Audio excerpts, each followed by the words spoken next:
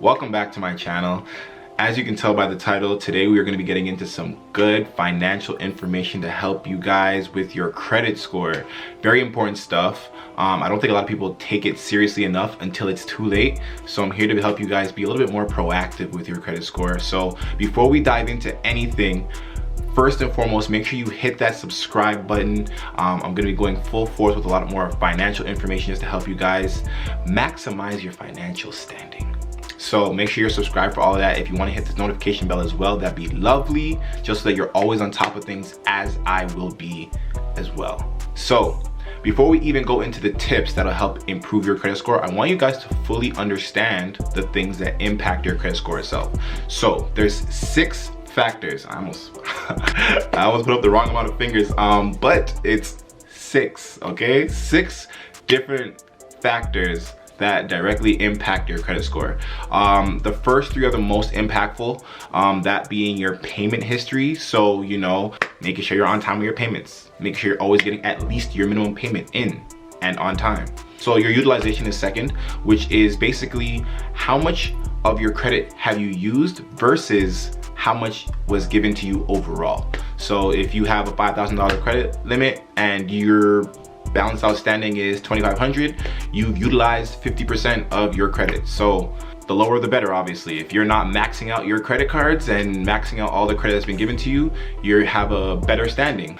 Thirdly, derogatory remarks. So that is, you know, bankruptcy, getting sent to collections, R9s, things like that. Those are very, very bad and very, very impactful. Unfortunately, there's only negatives to that. You want to make sure you are doing your best to have no derogatory remarks on your credit score. The next, after those first 3 very, very impactful factors, is your age of credit, which is basically just how long have you been having credit for. Most of us, that dates back to when you turned 18 and got your first credit card. For some of us, that's afterward, if you took a little bit longer to get your first credit card or your first credit product. For a very, very small amount of us, that might even be before we turned 18, if you were an authorized user on, let's say, your parents' credit card. If you're 25 years old right now and your parents had you as an authorized user on their credit card from when you were 15 years old, you have 10 years of credit history, as opposed to most of us who have 7 or 8, which could be an advantage or a disadvantage based on how the primary user of that credit product used that credit card. So that's also a very just, you know, a mid-level impactful factor. The last 2 would be the number of accounts. So how many credit cards do you have? How many bank loans do you have? How many car loans and mortgages are under your name? Those are other impactful factors. Not as impactful as the rest of the things that I've mentioned prior, but they do take a toll on your score as well. And lastly, hard inquiries. So that is basically every time you apply for a new credit product, every time you apply for a credit card, every time you apply for a loan, every time you apply for a new car loan or a new mortgage, that's a hard inquiry, basically asking for credit. Meaning, the way credit companies might look at that is you don't have the money, so you want to borrow ours. Takes a toll on your credit score. It's said that every hard inquiry is about 2 points off of your credit score. So definitely something you want to be mindful of. Now that we've got that out the way, thank you for bearing with me this far. Now let's get into the tips on how you can improve your score. Now you're here for the nitty-gritty, what you clicked this video for. So first things first, the first thing I want everyone to do is see their credit report. See where it is that you stand. It's very difficult to improve from where you're standing if you don't know where you are right now. So there's a long list of credit reporting agencies that will give you your credit report, some for free, even for an allotted amount of time. Sorry, I got a little tongue got a little heavy on that one. I heard free and I just got a little giddy. There's a list of companies that will report your credit score to you on a monthly basis even. And some will actually do it for free. Some will do it for free for a certain period of time. Weigh your options, do your research. Every company's a little different. So me personally, I'm with TransUnion. There's also Credit Sesame, Credit Karma, Equifax. Do your research and look at your credit report, because they'll tell you your current score as well as all the things on your personal credit report that's impacting your score to make it what it is. Next up, my favorite thing that I think I've been practicing for the last couple of years, set reminders and or even better, set up automatic payments.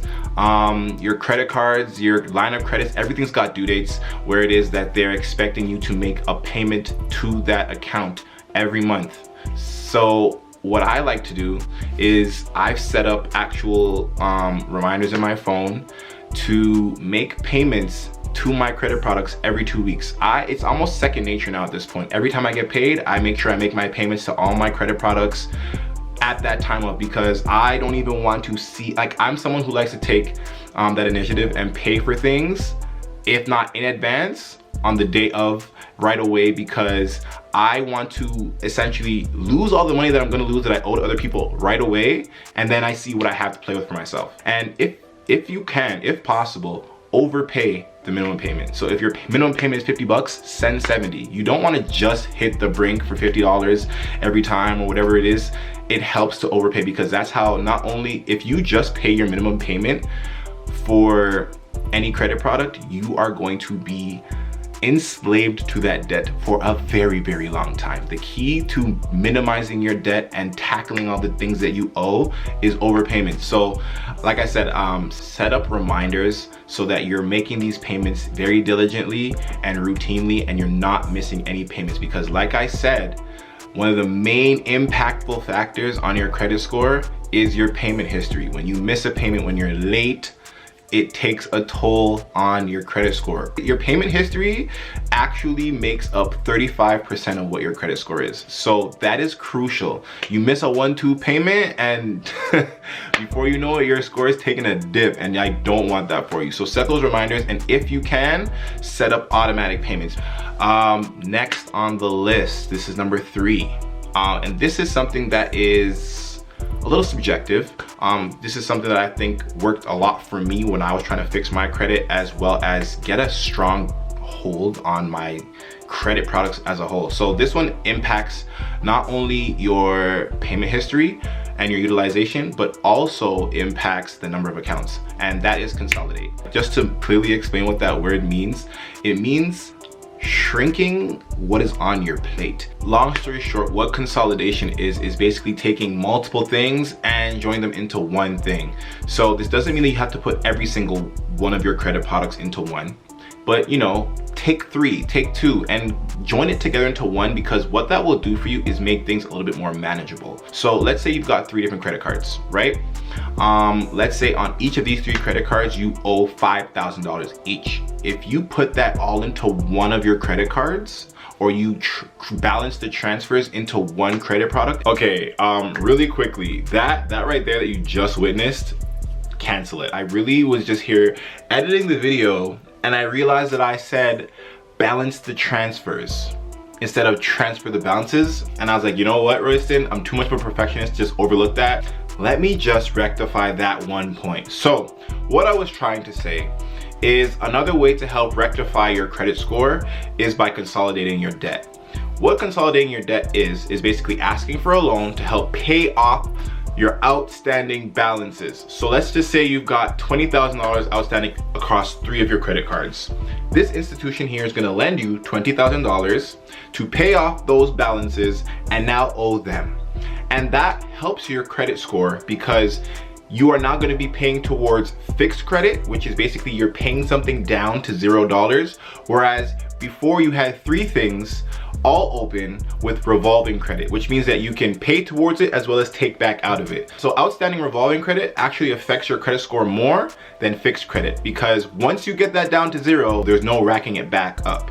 So that's just something that is actually a very, very useful tactic, because now you've also reduced the number of accounts that are active, and you've also changed the type of debt that you have. But the one big asterisk on this, you know, we all like to ignore red flags because we like to be toxic, but one thing I really urge you not be toxic with is your credit score. The one red flag about this is, now that you've paid off these balances on these other credit cards, you now have access to use them again. So a lot of people get caught up in paying off those balances, and now they're paying towards this fixed loan that they used to pay off those balances. And now they're like, you know what? I got money to use for a shopping spree. And then they rack that debt back up on those credit cards. while still having this loan on the side that you initially used to pay off those credit cards, and now you're stuck with 2 debts. Welcome to royally screwing yourself. Make sure you hold yourself accountable and are fully responsible if you're going to utilize this tactic. This tactic can be very, very useful, very, very helpful towards improving your credit score. However, it's dangerous because if you let yourself get away from you, notice I said you in every subject of that sentence, because you're in full control here. You have to be the one holding yourself accountable, and I do not want to see people fall deeper into debt and end up screwing themselves. So before you utilize that, check yourself. Make sure you're ready to utilize that tactic. All right, now we're gonna just go right back into the previous footage that I shot for this because I fixed what I had to fix. Peace. And that's just my personal take on it. It will, like I said, decrease the number of accounts that you have to focus on, which will impact your credit score in a positive way because that's less things for you to manage if you have too many accounts on your plate to deal with. And that's for your credit score as well as yourself. Know what it is that you're capable of handling. I know for me, like when I have 2 line of credits and I've got 4 credit cards and I've got a car loan, it gets really, really stressful. The more things you can minimize it down to, the better it is for you and your peace of mind. Next on the list, call and dispute the derogatory marks left on your credit report. It's really as simple as making a call sometimes. Sometimes these things can just be mistakes, for one, and if you give a call to whatever institution is that made a note on your file and say, hey, you know what, I did such and such, but you know, I've gotten it taken care of, could you remove this mark or this note on my file for me? They will do so, and that will directly impact your credit score in a positive way right away. Or there'll be another note on top of it that, you know, basically rectifies the previous note made.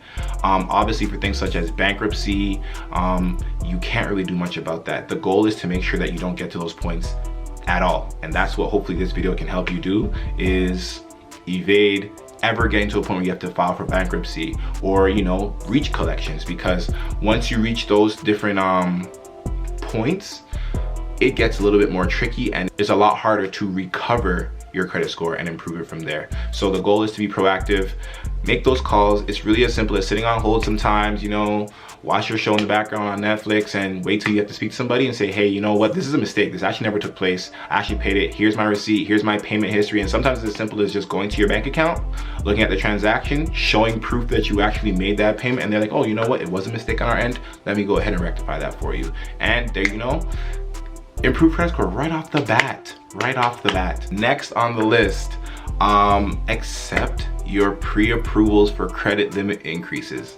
This is one that I also really want to make a disclaimer, because if you're someone who is irresponsible and you can, you know, realize within yourself that you might misuse having extra credit available to you, just don't just skip to the next tip because this is not for you.